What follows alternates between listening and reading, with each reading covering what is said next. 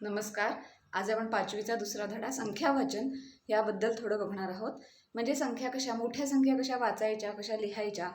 आत्तापर्यंत आपण 5 अंकी संख्या कशा लिहितो वाचतो आपण बघितलेलं आहे. म्हणजे आपण थोडीशी उजळणी करूया. 1 अंकी संख्या म्हणजे काय आहेत? 0, 0, 1, 2, 3, 4, 5, 6, 7, 8, 9 या सगळ्या झाल्या 1 अंकी संख्या. 2 अंकी संख्या माहिती आहेत आपल्याला. 10 पासून सुरू होतात त्या. 10, 11, 12, 13 असं करत करत 99 पर्यंत गेलं की 2 अंकी संख्या संपतात. 3 अंकी संख्या सुरू होतात 100ला. 100 पासून पुढे 999 पर्यंत 3 अंकी संख्या. असं आपण करत करत 4 अंकी 5 अंकी संख्यांपर्यंत आपण आत्तापर्यंत बघितलेलं आहे. आपल्याला ते लिहिता येतात, वाचता येतात. थोडीशी उजळणी करूया आपण की 5 अंकी संख्या कशा लिहितात किंवा कशा वाचतात. आता आपण ज्या संख्या लिहितो त्याच्या प्रत्येक स्थानाला महत्त्व असतं. आता आपल्याला हे माहिती आहे की सपोज समजा ही अशी 113 ही अशी संख्या लिहिली तर ह्या संख्येच्या तिन्ही स्थानांना महत्त्व आहे. काय लिहितो आपण या संख्येच्या स्थानांना? काय आपल्याला म्हणतो? याला म्हणतो एकक स्थान. हे असतं एकक स्थान. ते सगळ्यात उजवीकडे इकडे असतं, त्याला म्हणायचं एकक स्थान. याला म्हणायचं दशक स्थान. याला म्हणायचं शतक स्थान. एकक, दशक, शतक अशी जर 4 अंकी संख्या लिहिली तर काय काय येतात ती स्थानं? हे असतं इकडचं एकक स्थान, हे असतं दशक स्थान, हे असतं शतक स्थान. एकक, दशक, शतक, हजार स्थान असतं हे चौथं हे. आणि हे असतं दशहजार स्थान. म्हणजे 5 अंकी संख्या लिहिताना आपल्याला काय काय येतात? एकक, दशक, शतक, हजार, दशहजार अशी स्थानं येतात. म्हणजे 5 अंकी संख्या लिहायची झाली. सपोज 2, 3, 4, 1, 0 ही संख्या लिहायची झाली तर त्याच्या एकक स्थानी 0 आहे, म्हणजे याची किंमत 0 आहे. याची दशक स्थानात 1 आहे, म्हणजेच हे दोन्ही मिळून याची किंमत होते. ह्याची किंमत होते 10. त्याच्यानंतर शतक स्थानात आहे 4, त्यामुळे ह्याची किंमत होते, ह्या स्थानाची किंमत होते 410. ते आपण कशी किंमत काढायची हे बघणारच आहोत. आता ही जर 5 अंकी संख्या एवढी मोठी लिहिली तर ती वाचायची कशी? कारण ही दशहजारपर्यंत गेलेली आहे. दशहजारपर्यंत गेली, त्यामुळे म्हणताना इथे 23,410 अशी ती वाचायची. इथपर्यंत आपल्याला माहिती आहे. चौथीपर्यंत आपल्याला 5 अंकी संख्या झालेल्या आहेत. त्यामुळे ही संख्या वाचायची कशी, लिहायची कशी आपण बघितलेलं आहे. तरी पण आपण 1-2 उदाहरणं बघू आपण आणि पुढे जाऊ. दशहजारच्या पुढे काय म्हणायचं हे आपण बघणार आहोत. आता मी तुम्हाला काही संख्या सांगते.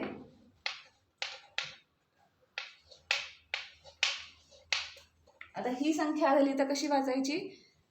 एकक, दशक, शतक हे स्थान आहेत. हजार, दशहजार म्हणजे दशहजारच्या स्थानापर्यंत संख्या गेलेली आहे. त्यामुळे हे 2 आकडे बघायचे. ही काय, हे किती आहेत? 32,555. 32,555 कशी लिहायची संख्या? 32,555. किंवा संख्या जर तुम्हाला एखादी अक्षरात दिलेलं असेल संख्या तर ती तुम्हाला अंकात लिहिता आली पाहिजे. म्हणजे स्थान कुठलं आहे ते बघून आपल्याला लिहिता आली पाहिजे. आता मी असं म्हटलं की ही संख्या लिहा 10,000, 10,930. 10,930. 10,000 म्हणजे 10 दशक हजार स्थानपर्यंत गेलेली आहे संख्या. म्हणजेच 5 आकडी संख्या असणारे 5 आकडी संख्या म्हणजेच काय? 10,930. 930 नुसती असती तर आपण कशी लिहिली असती? 930 अशी लिहिली असते. एकक, दशक, शतक हे झाल्यानंतर आपण हे स्वल्पविराम देतो. एकक, दशक, शतक स्थान दिलं आणि काय आहे त्याच्यामागे? 10,930. त्यामुळे 10 मागे लिहिल्यावर, कारण याची स्थानाची किंमत आहे 10,000. 10,930. त्यामुळे जर अक्षरात काही दिलं असेल तर संख्या कशी लिहितात किंवा संख्या दिली असेल तर ती कशी वाचतात हे याच्या आधी आपण शिकलेलो. हे 5 आकडीपर्यंत शिकलेलं आहे. त्याच्या पुढचा अंक किंवा त्याच्या पुढची संख्या कशी लिहायची किंवा त्याच्या पुढचं स्थान काय आहे हे आता आपल्याला बघायचं आहे. त्या की 5 आकडी संख्या इथपर्यंत आपल्याला माहिती आहे. आता आपल्याला 6 आकडी आणि पुढची संख्या बघायची. तर स्थानं आपल्याला माहिती आहे एकक, सगळ्यात उजवीकडचं एकक, पुढचं येणारे दशक, त्याच्या पुढे येणार शतक, हजार, दश हजार, त्याच्या पुढे येतं लाख किंवा लक्ष असं म्हणतात त्याला. लिहिताना गणितात लक्ष असं म्हणायचं. त्यामुळे स्थानं कशी येणार आहेत? एकक, दशक, शतक, हजार, दश हजार, लक्ष असं येणार आहे. पुढे येणार आहे आता जसं हजार झाल्यावर दश हजार येतं, तसं लाख झाल्यावर पुढे येणारे दशलक्ष, म्हणजे लक्ष झाल्यावर पुढे येणारे दशलक्ष. त्यामुळे ही स्थान आहे. त्यामुळे आता जर मी काही एखादी किंमत लिहिली 3, 2, 1, 0, 5, 2 अशी जर 6 आकडी संख्या लिहिली तर आपण 3 आकड्यांनंतर काय करतो? एकक, दशक, शतक. नंतर काय देणार आपण? स्वल्पविराम. स्वल्पविराम द्यायचे म्हणजे आपल्याला बघायला संख्या पटकन समजते आणि ती काय आहे ही ओळखता येते. 2, 5, 0, 3 शतक स्थान दिलं आहे, स्वल्पविराम दिलं. हजार, दश हजार एकाच ह्याच्यातले हजार, दश हजार दिल्यानंतर स्वल्पविराम द्यायचं. आता बघा ह्या संख्येची ह्या स्थानाची किंमत आहे लाख, ही हजारात आली, ही शतकामध्ये, म्हणजेच 3 लाख असं आपल्याला म्हणायला लागेल किंवा 3 लक्ष. 3 लक्ष 21,000 ही जोडी आपण घ्यायची आहे. हजार, दश हजारची म्हणताना 21,000. आणि इथे शतकस्थानी काही किंमत नाही आहे, त्यामुळे याची किंमत जरी एकूण 52 असतं तरी इथे आत्ता आकडा नाही. इथे 1, 2, 3 असतं तर 100, 200, 300 असं म्हटलं असतं आपण, पण इथे 0 आहे त्यामुळे नुसताच आकडा म्हणायचा 52. त्यामुळे ही काय झाली? 3,21,052. आता इथे बघा शतकस्थानी कुठलाही आकडा नाही आहे म्हणून आपण लिहायचाच नाही, काहीच आकडा लिहायचा नाही असं चालत नाही. आपली जर संख्या 6 आकडी असेल आणि मध्ये कुठे 1, 2, 3 असे नसतील तर तिथे 0 त्या जागी लिहावा लागतो. ते प्रत्येक स्थान म्हणजे हजार, दश हजार, लक्ष, दशलक्ष हे प्रत्येक स्थान भरावं लागतं. जेव्हा आपली लाख, दशलक्ष म्हणजे 6, 7 आकडी संख्या जाते तेव्हा ह्या मधली स्थानं सगळी भरावी लागतात. काही नसेल तर 0 लिहायचं असतं, म्हणजे 0 म्हणजे 0 लिहायचं असतं. त्यामुळे ही संख्या जर मी 3,21,052 ही अशी आपण मोजतोय, ही जर मी अशी लिहिली की 3,21,000, कारण मी नुसतंच 52 म्हटलं ना, असं आलंच नाही, 52 अशी लिहिली तर काय गंमत होईल बघा. आपण एकक, दशक, शतक याप्रमाणे जाणार. मग एकक, दशक, शतक, मग आपण इथे स्वल्पविराम देणार. मग परत 2चा संच येणार 32, मग पुढे इकडे स्वल्पविराम, म्हणजे लक्ष झालंच नाही मोजायला. मग काय होईल? नुसती संख्या 32,152 अशी संख्या मोजली जाईल. अशी मोजतो का आपण? जेव्हा आता 5 आकडीपर्यंत आपण बघितले तेच नियम पुढे 6 आकडी संख्यांना, तेच नियम पुढे 7 आकडी संख्यांना. जिथे 0 असेल तिथे सुद्धा त्याची किंमत असते. आपण जेव्हा संख्या लिहितो तेव्हा मधल्या या सगळ्या शून्यांची सुद्धा किंमत असते. त्यामुळे ते चुकून लिहिलेच नाही वगैरे असं करायचं नाही. ही संख्या वेगळी आणि ही संख्या वेगळी, या दोन्ही संख्या सेम नाहीत, दोन्ही संख्या सारख्या नाहीत. मधलं 0 लिहिणं सुद्धा तितकंच महत्त्वाचं आहे. तर 5 आकडी संख्या जशा आपण लिहिल्या वाचल्या सेम तसंच आपण 6 आकडी 7 आकडी लिहिणार आहोत, वाचणार आहोत. तसंच पुढे गेल्यावर 2-2चंच ग्रुप करणार. म्हणजे आता थोडी अजून मोठी संख्या लिहून बघूया. आता आपल्याला संख्या ह्या काही नवीन नाही, आपण पहिलीपासून वापरतोय सगळ्या संख्या, फक्त त्यांच्यात स्थानं अजून वाढत जाणार, लक्ष, दशलक्ष, कोटी, दशकोटीपर्यंत. आता ही संख्या सपोज लिहिली मी 11, 3, 9, 7, 2, 5, 4. आता ही संख्या एवढी लिहिली तर आपण मोजण्यासाठी काय करणार? त्याला सोपं करायचं आहे मोजण्यासाठी. एकक, दशक, शतक, त्याच्यानंतर आपण स्वल्पविराम देणार. त्याच्यानंतर हजार, दश हजार, त्याच्यानंतर आपण स्वल्पविराम देणार. लक्ष आल्यावर काय असतं? दशलक्ष, दशलक्षानंतर स्वल्पविराम देणार. मग आता ही झाली 7 आकडी संख्या झाली. आता ही मोजताना कशी बघा, ह्याचे काय काय स्थान आहेत तुम्हाला सांगते. हे आहे एकक स्थान, हे दशक, हे शतक, हे हजार, हे दश हजार, हे लक्ष, हे दशलक्ष आणि ही पुढचं आहे कोटी आणि त्याच्या पुढे असणारे दशकोटी. आले लक्षात? पुढे कसं कसं वाढत जाते, संख्या वाढेल तशी काय काय त्या स्थानांना नावं आहेत ती लक्षात आले. एकक, दशक, शतक, हजार, दश हजार, लक्ष, दशलक्ष, कोटी. इथे अजून काहीतरी एक आकडा असेल तर हे होईल दशकोटी. तर इथपर्यंत आपल्याला संख्या बघायच्या आहेत आणि त्या वाचायचा प्रयत्न करायचा आहे. आपल्याला वाचता यायला हव्यात ह्या संख्या. आता हे म्हणताना मी कसं म्हणणार? कोटी, दशकोटीच्या इथे 2 संख्या, तर किती संख्या? ती 41 ही संख्या. मग मी म्हणताना म्हणणार 41 कोटी, कारण हा 4 नसता तर मी फक्त काय म्हटलं असतं 1 कोटी, कारण दशकोटीच्या इथे नाही म्हणून, पण आता आहे त्यामुळे हा सगळा जो संच आहे 2चा तो आपल्याला म्हणायला हवा. म्हणजेच काय येणार आहे 41 कोटी येणार. इथे काय आहे लक्ष दशलक्षाच्या ह्याच्यात काय आहे 13 हा आकडा आहे, त्यामुळे म्हणताना 13 लाख किंवा 13 लक्ष, लाख लक्ष काही म्हणू शकतो आपण. 41 कोटी 13,97,254 अशी ही वाचली गेली संख्या. कोटी दशकोटीपर्यंत लक्षात आलंय. आपण 5 आकडी याच्या आधी बघितलेलंच होतं, त्याच्या पुढेच थोडं थोडं आता हे वाढत जाणार इकडे डाव्या बाजूला.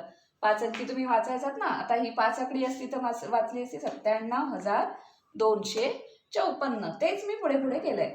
इथे 13चा संच आला, इथे 41चा आला. हा कसला आला लक्ष दशलक्षचा आणि हा आला कोटी दशकोटीचा.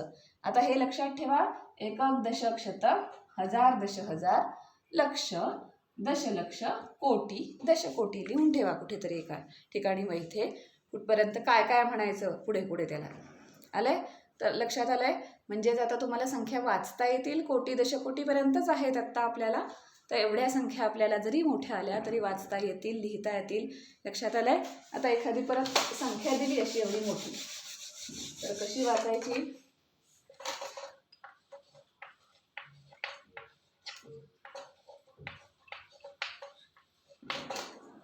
अशी एखादी संख्या दिली तर काय काय करायचं आधी संख्या वाचण्यासाठी सोपं व्हायला हवं.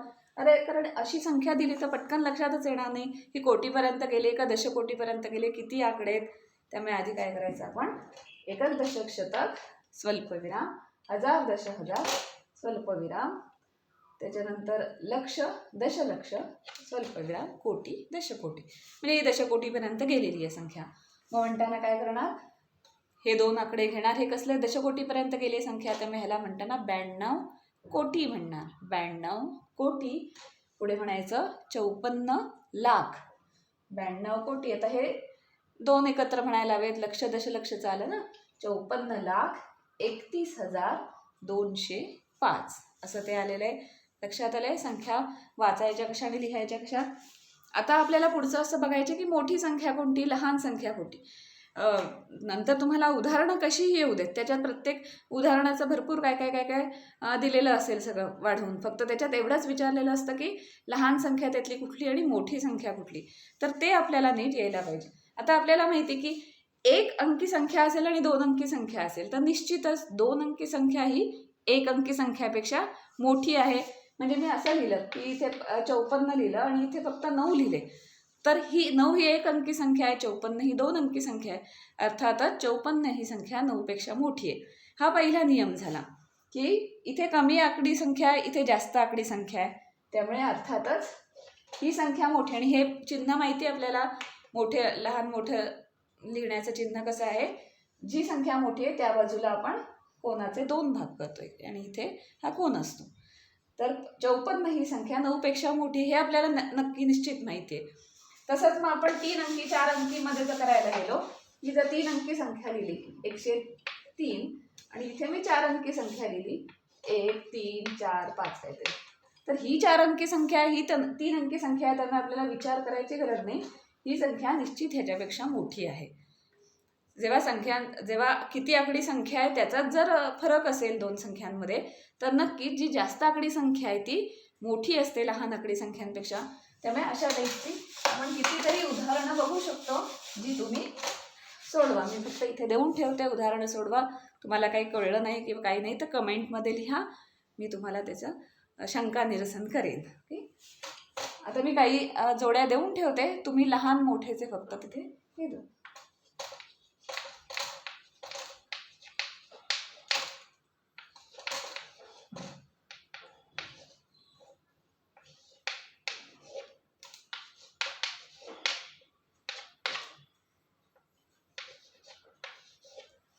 आता ह्या संख्या बघायच्या आणि कुठली संख्या मोठी आणि कुठली संख्या लहान हे तुम्ही सोडवा. आता तुम्हाला काय सांगितलं की जे कमी आकडी संख्या असते ती अर्थातच लहान असते जास्त आकडी संख्यांपेक्षा. पण आता आपल्याला काय बघायचं आहे की दोन्ही संख्यांच्या दोन्ही सेम आकडी संख्या असतील, म्हणजे सारख्याच आकड्यांच्या संख्या असतील, तर त्याच्यातली लहान आणि मोठी कशी ओळखायची. ते थोडं आपल्याला बघावं लागतं, कारण हे अगदी सोपं आहे. हे कळतं आपल्याला बघितल्या बघितल्या कोणती संख्या लहान आहे कोणती मोठी आहे हे आपल्याला लगेच लक्षात येतं. आता आपल्याला म्हणजेच आपण काय बघायचं आहे की समजा ही 2 आकडी संख्या आहे आणि ही पण 2 आकडी संख्या आहे, तर ह्याच्यातला लहान मोठा संख्या कशी बघायची हे आपल्याला बघता आलं पाहिजे. हे बघण्यासाठी आपल्याला थोडंसं विचार करावा लागेल. नाही, आता ह्या 2 संख्या सोप्या आहेत अगदीच तुमच्यासाठी, त्यामुळे तुम्ही अगदी पटकन सांगाल माहिती आहे ही 59 आणि ही 71 आहे, म्हणजेच ही संख्या लहान आहे. पण हे आपण कसं काढलं, कारण ह्या आपल्याला माहिती आहेत संख्या, हे आपल्याला 5 आकडी संख्यांपर्यंत आपल्याला सगळं माहिती आहे, त्यामुळे बघितल्या बघितल्या लक्षात येतं. पण जरा मोठी संख्या काढली मी 9, 2, 3, 5 म्हणजे किती आली 9235 आणि ही आली 3, 4, 5, 7 3457. आता जर आकड्यांचं बघितलं तुम्ही तर ह्याच्यात पण 4 आकडे आहेत, ह्याच्यात पण 4 आकडे आहेत. मग आता मोठी संख्या कशी ओळखायची, हे 2-3 आकड्यांपर्यंत पटकन लक्षात येतं, जसं बघितली की लगेच लक्षात येते. तर त्याच्यासाठी नियम असा वापरायचा की ह्या एकक स्थानाची सगळ्यात कमी असते ना किंमत, आणि हळूहळू किंमत इकडे वाढत जाते ना, दशक, हजार, 10,000 जसं पुढे जाईल तसं त्या स्थानाची किंमत वाढत जाते. त्यामुळे हा जो आकडा आहे तो सगळ्यात आधी बघायचा. आधी एक तर जे बघायचं की दोन्ही सारख्याच आकड्यांच्या सारख्याच यांच्या काय ते दोन्ही सारख्याच आकड्यांच्या संख्या आहेत ना हे आधी चेक करायचं. त्यानंतर आपण काय करायचं, सगळ्यात मोठं स्थान जे असतं म्हणजे इकडून डावीकडून पहिलं स्थान, त्या डावीकडून पहिल्या स्थानाचा आकडा जो आहे तो बघायचा. इथे 9 आकडा आहे, इथे 3 आकडा आहे, याचे 9 आणि 3 आहे. याचाच अर्थ असा आहे 9 हा मोठा आहे ना 3 पेक्षा, त्यामुळे 9ने सुरुवात होणारी सेम आकडी संख्या जर इथे असेल आणि इथे 9ने सुरू होणारी आणि इथे 3ने सुरू होणारी सेम आकडी संख्या असेल, तर अर्थातच 9ने सुरू होणारी संख्या ही तिथे मोठी असणार आहे. त्यामुळे आधी काय बघायचं, सगळ्यात डावीकडचा जो आकडा आहे तो बघायचा, तो आणि हा हे दोन्ही बघायचे. त्याच्यात जो मोठा असेल ती संख्या नक्की मोठी असेल. पण कधी कधी असं होईल की इथे पण 9च आहेत, मग आता कसं करायचं, मग आता कशी शोधायची मोठी संख्या. तर आधी पहिल्यांदा आपण हेच करणार की दोन्ही ठिकाणी काय आहे, दोन्ही ठिकाणी 9 ही संख्या आहे, त्यामुळे आपल्याला लक्षात येत नाही मोठी कोणती आहे. तर मग त्याच्या पुढच्या स्थानाला जायचं, म्हणजे त्याच्यापेक्षा कमी स्थान कोणतं आहे तर हे, तर ह्या स्थानाला, आता इथे शतक स्थान आहे, त्या शतक स्थानाची संख्या शोधायची. इथे आहे 2 आणि इथे आहे 4. आता 2 आणि 4 मध्ये मोठं कोण आहे तर 4 हे मोठं आहे, त्यामुळे संख्या मोठी कोणती झाली, ही मोठी झाली आणि ही लहान झाली. पण परत असंच झालं की इथे पण 2च आहे आणि इथे पण 2 आहे. आता आली पंचायत, कारण इथे 9, इथे 2, मग आता कोणती मोठी संख्या, तर हळूहळू पुढे जायचं उजवीकडे. मग इथे 2, इथे 9 सेम आहे, इथे 2 सेम आहे, तर आता पुढच्या नंबरला जायचं. इथे आहे 3 ही संख्या आणि इथे आहे 5 ही संख्या. इथलं पण हे शतक स्थान आहे, इथलं पण हे दशक स्थान आहे, इथलं पण हे दशक स्थान आहे. दोन्ही दशक स्थानं बघितली तर ती आली, इथे 3 आहे इथे 5 आहे, अर्थात इथे मोठा आहे नंबर, म्हणजे मोठा आकडा कुठला आला, हा आकडा झाला.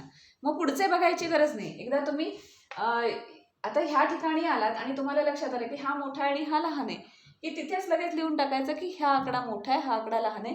त्याच्या पुढचे एकक वगैरे पुढचे स्थानं बघत राहायची गरज नाही, कारण ते काही असलं तरी ह्याच्या दशक स्थानाचं आणि ह्याच्या दशक स्थानाचं जर तुम्ही केलेलं असेल तर म्हणजे लहान मोठं हे बघितलं असेल तर त्याच्या पुढे जाण्याची गरज नसते. त्यामुळे संख्या लहान कुठली मोठी कोणती ही कुठल्याही आणि कितीही मोठी येऊ दे संख्या, काही झालं तरी आपल्याला काही फरक पडत नाही.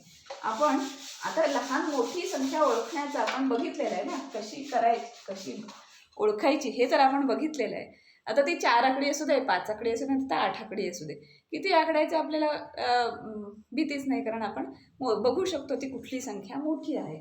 तर आता कशाही प्रकारची जरी उदाहरणं आली तरी संख्या लहान मोठी काढणं हे आता एकदम सोपं झालं आहे. म्हणजे अगदी 7 आकडी संख्या आली समोर, हे आलं 6, 1, 2, 1, 4, 5, 1, 2, 3, 4, 5, 6, 7, 7 आकडी संख्या मोठी. आणि मी दुसरी पण संख्या 7 आकडीच लिहिते, 3, 1, 0, 2, 5, 3, 1, ही पण 7 आकडी संख्या आहे. आता आम्ही काय करणार की 1 2 3 4 आधी किती आकडी संख्या आहे ते बघणार. ही 7 आकडी, ही 7 आकडी. म्हणजे आपल्याला सगळ्यात डावीकडचा नंबर बघूनच ठरवावा लागेल की कुठली संख्या मोठी आहे. तर आता इथला डावीकडचा नंबर आहे 6 आणि इथला डावीकडचा नंबर आहे 3. अर्थातच काय असणार आहे, ही संख्या मोठी असणार आहे. त्यामुळे असं चिन्ह येणार, ही संख्या मोठी आहे. पण इथे पण जर मगासारखं इथे पण जर सेम झालं असतं, इथे पण 6 आला असतं, तर मग आपल्याला आता असं सांगता येणार नाही की अरे ही मोठी आहे का ही मोठी आहे. त्यामुळे इथला 6 अधिक बघायचा, म्हणजे इथला नंबर बघायचा, हा आणि हा सारखा झाला. त्यामुळे आत्ता लक्षात येत नाही कोणती मोठी आहे.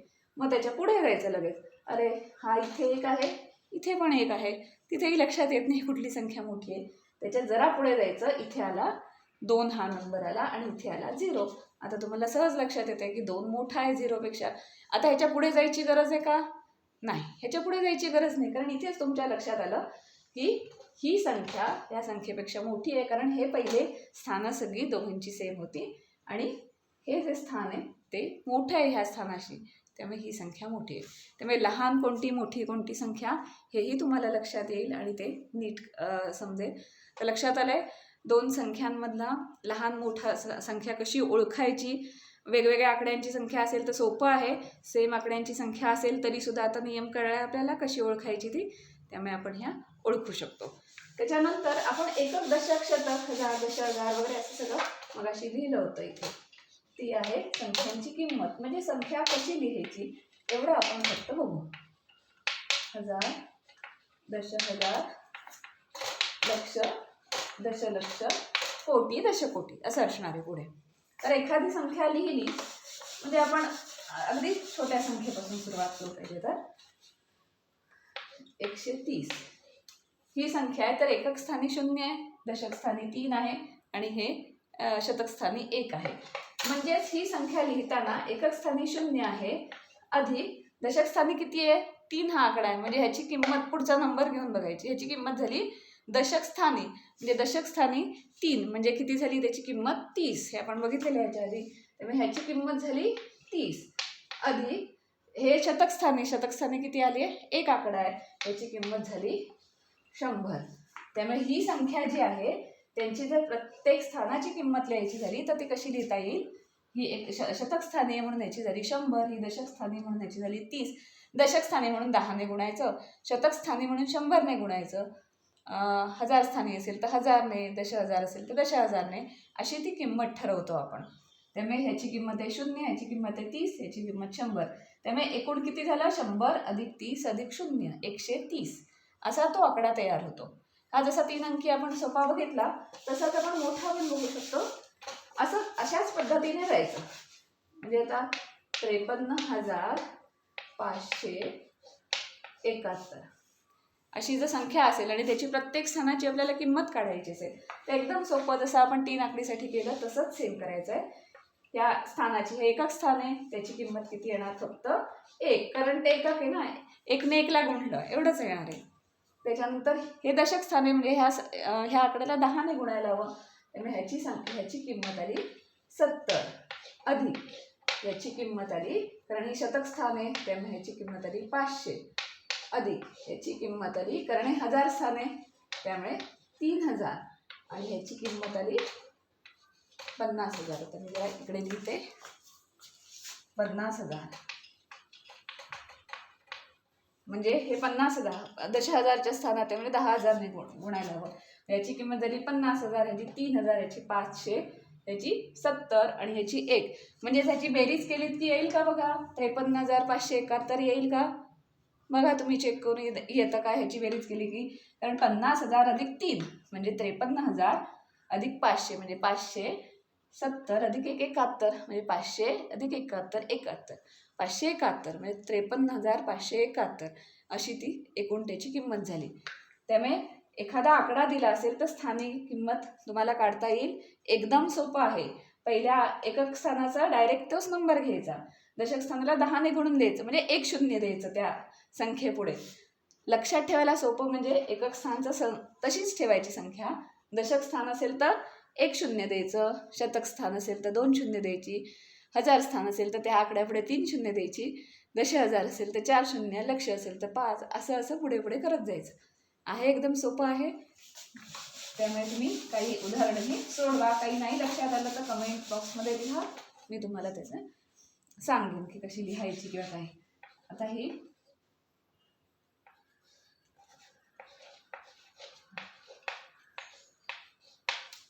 ही संख्या आली. आता मोठी संख्या आहे, तर आधी आपण काय करतो, एकक दशक शतक, त्यामुळे असं केलं.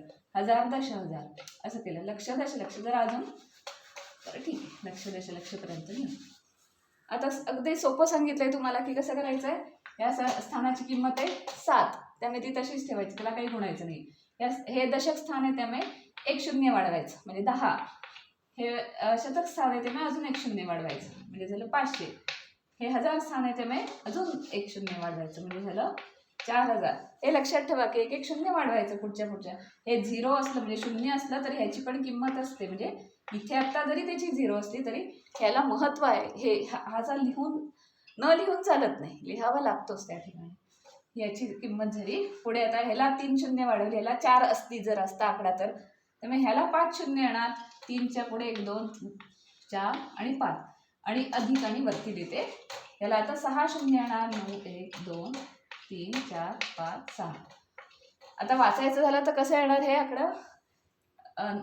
ह्याला हे किती आली शून्य बघा, 6 शून्य आली म्हणजे किती आलं, सॉरी 1 2 3, इथे स्वल्पविराम, इथे स्वल्पविराम, त्यामुळे हे किती झाले 90 लाख. इथे केलं की इथे स्वल्पविराम आणि इथे 3 शून्य, इथे 4 शून्य, इथे 5 शून्य आणि इथे 6 शून्य. हां बरोबर आहे. इथे 5 शून्य, सॉरी इथे 5 शून्य लिहायचं राहिलं. 3 4 आणि 5 तेच म्हणते. 3 शून्य, त्यामुळे इथे किती आलं 90 लाख अधिक 3 लाख अधिक शून्य अधिक 4000 अधिक 500 अधिक 10 अधिक 7 ही झाली त्याच्या स्थानांची किंमत किंवा बेरीज. त्यामुळे आता स्थानांची किंमत सुद्धा कितीही मोठा आकडा येऊ दे. आता आपल्याला त्यातली ट्रिक कळलेली आहे की एकक स्थानाकडून जायचं.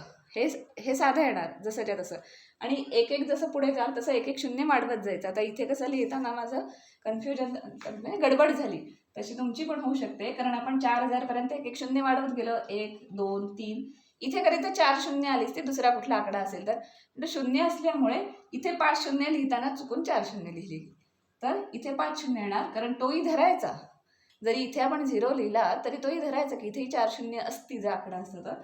पुढच्याला 5 शून्य, त्याच्या पुढच्याला 6, त्याच्यापुढे 7 8 असे शून्य देत जाईल. त्यामुळे आज आपण काय काय शिकलो की मोठ्या संख्या कशा वाचायच्या, कशा लिहायच्या, त्यांची स्थानं कोणती आहेत, एकक दशक हजार कोटीपर्यंत कशी स्थानं आहेत त्यांची. त्याच्यानंतर त्यांच्यातल्या लहान मोठ्या संख्या कशा ओळखायच्या. जर सारख्या आकड्यांच्या संख्या असतील तर त्या लहान मोठ्या संख्या ओळखायला आपण कशी ट्रिक वापरली ते बघितलं आपण. त्याच्यानंतर त्यांच्या स्थानांची किंमत लिहिताना आपण काय केलं आणि ती कशी लिहिली गेली, कशी ती बेरजेच्या स्वरूपात लिहिता येते, हे सगळं बघितलं आहे. त्यामुळे अशा प्रकारचे कोणतीही उदाहरणं आली तरी तुम्हाला ती सोडवता येतील, कारण आता त्यातल्या छोट्या छोट्या ट्रिक्स तुम्हाला कळलेल्या आहेत. आता ह्याच्या पुढच्या धड्यात आपण बेरीज वजाबाकी वगैरे गुणाकार भागाकार ते सगळं बघणार आहोत. धन्यवाद.